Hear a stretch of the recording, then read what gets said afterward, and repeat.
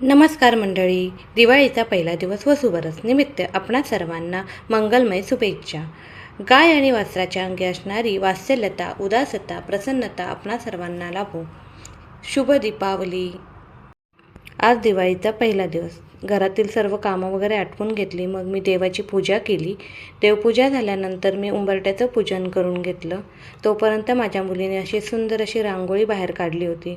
अशा बाहेर झेंडूच्या माळा वगैरे लावून अशी थोडंसं तिने घराच्या बाहेर असं डेकोरेशन केलं होतं.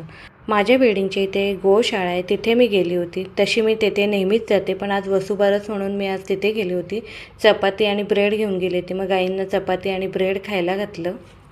आणि गोशाळेच्या इथे एक शंकराचं मंदिर आहे, त्या मंदिरामध्ये सुद्धा मी दर्शन घेतलं.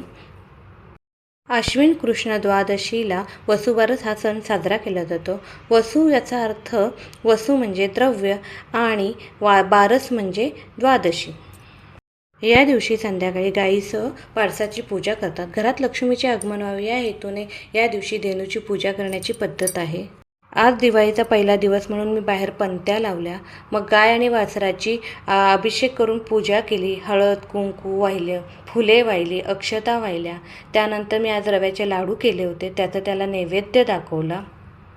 गाई वासरांना निरांजनाने ओवाळले. या दिवसापासून अंगणात रांगोळी काढायला सुरुवात करतात.